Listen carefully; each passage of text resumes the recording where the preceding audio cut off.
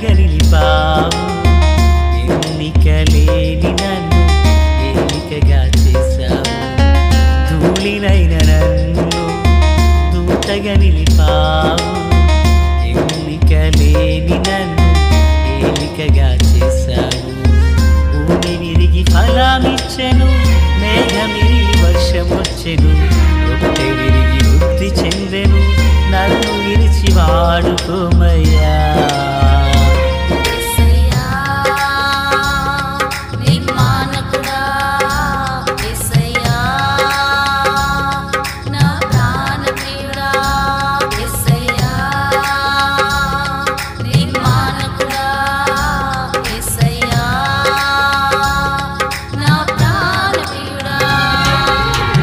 ధూళినైన నన్ను దూతగా నిలిపావు. ఎన్నిక లేని నన్ను ఏలికగా చేశావు. ధూళినైన నన్ను దూతగా నిలిపావు. ఎన్నిక లేని నన్ను ఏలికగా చేశావు. ప్రభు అయినటువంటి యేసుక్రీస్తు వారి పరిశుద్ధమైన నామములో తండ్రి అయిన దేవాది దేవునికి నిత్యము స్తుతియు స్తోత్రములు, మహిమయు ఘనతయు ప్రభావములు యుగయుగములు ప్రభువునకే చెల్లునుగాక. ఆత్మీయులారా, బాగున్నారు కదూ? దేవుని మహాకృపను బట్టి మరో పర్యాయం మనం ఎలాగున కలిసి ప్రభును స్తుతించే కృపను దేవుడు మనకు అనుగ్రహించున్నారు. నేటి దినాన మరి మంగళవారం ఉదయకాల వేళ మొదలుకొని 6 గంటల నుండి సాయంత్రం 6 గంటల వరకు దేవుని సన్నిధానాన సేవకులుగా కలిసి విజ్ఞాపన ప్రార్థన చేయబోచున్నాం. కనుక ఆత్మీయులు, మాకు తెలియని అవసరతలు మీకు ఏదైనాను ఉండిన ఎడల మాకు తెలియపరచవలనని మీ కొరకు ప్రార్థించుటకు సిద్ధముగా ఉన్నామని తెలియపరచుటకు సంతోషిస్తున్నాను. సంతోషం. నేటి దిన వాక్య ధ్యానమైన భాగము ఆదికాండం 23 నుండి 27 వరకున్న వచనాలను ధ్యానం చేయబోతున్నాం. అలాగనే ప్రియులారా, మరి మొదటి బుధవారం అనగా రేపు అభిషేక స్వస్థత ఆరాధన దైవజనులు ప్రవక్త ఎబెనెజర్ గారు హైదరాబాద్ ప్రాంతం నుండి మన మధ్యకు విచ్చేయుచున్నారు. కనుక ఆత్మీయులు సిద్ధపడి మరి దేవుని సన్నిధానమందు ప్రార్థనాపూర్వకంగా జరుగుతున్న యొక్క కూడిక విషయంలో మీరును పాలిభాగస్తులనై ఉండవలనని ప్రభు పేరట మనవి చేయుచున్నాను. దేవునికి స్తోత్రం. 27వ వచనం,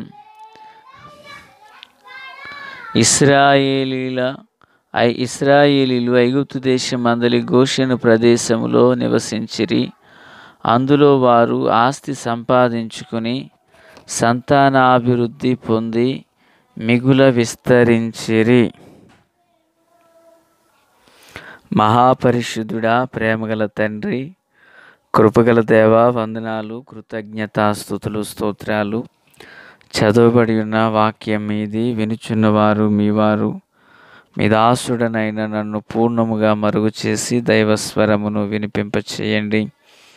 మీరాకడ కొరకు, రాజ్యం కొరకు సిద్ధం చేయండి.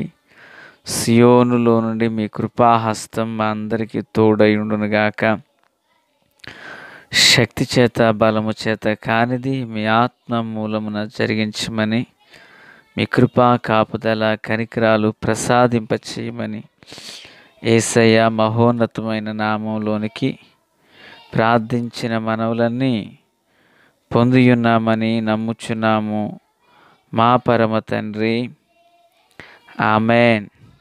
ఆత్మీయులారా, 27వ వచనంలో ఇశ్రాయేలీలు ఆస్తి సంపాదించుకుని సంతాన అభివృద్ధి పొందారన్న విషయాన్ని ఇక్కడ మనము చూస్తూ ఉన్నాము. దేవుని పిల్లరా, ఇశ్రాయేలీలు కనాను నుండి ఐగుప్తుకు వచ్చారు. ఐగుప్తుకు వచ్చినప్పుడు వారు తనది కానటువంటి దేశాన వారున్నారు. ఆ తమది కాని దేశంలో వారు విస్తారంగా వృద్ధి పొందారని, ఆస్తి సంపాదించుకున్నారని, సంతానాభివృద్ధిలోనూ ఆర్థికంగాను జనాభా పరంగా వారు అభివృద్ధి పొంది విస్తరించారని చూస్తున్నాం. ప్రియులారా, ఇక్కడ మాత్రమే కాదు, మరి నిర్గమాకాండము 1వ అధ్యాయము 7వ వచనము చదువుచున్నాను, విందాం. ఇశ్రాయేలీలు బహు సంతానము గలవారై అభివృద్ధి పొంది విస్తరించి అత్యధికముగా ప్రబలిరి. స్తోత్రములు. 12వ వచనం. ఆయనను ఐగుప్తీయులు వారిని శ్రమ పెట్టిన కొలది వారు విస్తరించి ప్రబలిరి గనుక వారు ఇశ్రాయేలీల ఎడల అసహ్యపడిరి. ఆత్మీయులారా, ఈ చదవబడినటువంటి 2 భాగములలో ఇశ్రాయేలీలు అత్యధికంగా అభివృద్ధి పొందారు, విస్తరించారు అని చూస్తున్నాము. చూడండి, 47వ అధ్యాయం 27వ వచనానికి యోసేపు బ్రతుకున్నాడు. నిర్గమాకాండం 1వ అధ్యాయం 7-12 వచనాల కాలానికి యోసేపు చనిపోయాడు. యోసేపును ఎరుగని ఓ క్రొత్త రాజు ఐగుప్తు దేశాన్ని పాలించారని నిర్గమాకాండం ద్వారా మనకు అర్థమవుతుంది. అంటే ఈ 2 వచనాలు ఇజ్రాయేలు ఐగుప్తు యొక్క ఆరంభము, నిర్గమాకాండము 1:7-12 ప్రకారంగా ఇశ్రాయేలులు ఐగుప్తు నుండి కనానుకు విడిపించబడి బయటకు వచ్చేటువంటి సమయపు కాలాన్ని లేక ఆ సందర్భాన్ని సూచిస్తున్నాయి. అంటే వారు ఆరంభంలో విస్తరించారని ఉంది. వారు ఐగుప్తు దేశాన్ని విడిచి వచ్చినప్పుడు, అప్పుడు యోసేపు ఎరుగని రాజు కాలంలో కూడా వారు అభివృద్ధి పొందారని చెప్పబడుతుంది. అంటే ఐగుప్తు దేశం దిశాదశలు మారిపోయాయి అని గడిచిన దినాల్లో మనం విన్నాం కదా. అలాంటి పరిస్థితులలో ఈ ఇజ్రాయేలీలు ఈ సంతతి అంట బహుగా అభివృద్ధి పొందారని చెప్పబడుతుంది. బహుగా విస్తరించారంట, ప్రబలిరట. ఇక ఐగుప్తీయులు వాళ్ళ యందు అసహ్యపడిపోతున్నారంట. చిచ్చిచి వీళ్ళెంత అడగదొరకాలని చూసిన వీళ్ళు పైకి లేపబడుతున్నారు అని ఇక వారు విసుగొచ్చేసి ఇచ్చి వీళ్ళ జోలికి వెళ్ళకూడదు అన్నట్లుగా వాళ్ళు మరల్చి పాడుతున్నారు. ఆత్మీయులారా, ఒక్క మాట, తమది కాని దేశం, తమను ఎరుగని రాజు, అలవాటు లేని ఆచారాలు. ప్రియులారా, అటువంటి వారి మధ్యలో ఇశ్రాయేలీలట అద్భుతముగా ప్రబలి విస్తరించి ఐగుప్తీయులు అసహ్యపడునంతగా వారు సంతానాభివృద్ధి పొందుకున్నారని లేఖనాల్లో మనం చూస్తున్నాం. మరి ఎంతగా వారు ఐగుప్తీయులు వారిని అణగద్రొక్కాలని చూసిన వారి అభివృద్ధిని ఐగుప్తు రాజు అధికారము, తన సేవకులు 600 బలమైన రథముల యొక్క శౌర్యము వారినేమీ చేయలేకపోయింది. ఈ మాట వినుచున్న ఆత్మీయ బిడ్డ, నీ అభివృద్ధిని కూడా ఏ మనుష్యుడు ఆపలేడు. ఏ అధికారము అణగదొక్కలేదు. ఏ చీకటి చెల్లంగి మాంత్రిక కట్టుబోతు దేవతా శక్తుల యొక్క ప్రభావం నీ అభివృద్ధిని ఆటంకపరచదో. విశ్వసించు, ప్రభువు పాదాలు పట్టుకో. ఇశ్రాయేలీలను విస్తరింపచేసిన దేవుడు, ఇశ్రాయేలీలను వృద్ధిపరిచిన దేవుడు, ఇదిగో ఈ మాటలు వినిచిన నీ చిన్న జీవితాన్ని, నీ కుటుంబాన్ని, నీ ఉద్యోగాన్ని, నీ వ్యాపారాన్ని, నీ గర్భవాసమున కలిగిన నీ సంతతిని ఆయన అభివృద్ధి పరచగలిగిన సమర్థుడు. వాక్యం సెలవిస్తుంది, నీ పిల్లల పిల్లలను నీవు చూస్తావు, ఇశ్రాయేలు మీద సమాధానం ఉండునుగాక అని. ఆ సమాధాన కర్తైన దేవుడు నిన్ను దర్శించునుగాక. ఆ సమాధాన కర్తైన దేవుడు నిన్ను బలపరచును గాక. ఆత్మీయులారా, క్రీస్తునందు నాకు అత్యంత సన్నిహితులారా, ఇక్కడ దేవాది దేవుడు తన జనుల ఎడల తోడై తన కృపను నూతన పరిచినందులకు గాను చెరలోనికి వెళ్ళిన వారట చెలరేగి మరి విస్తరించడం మొదలుపెట్టారు.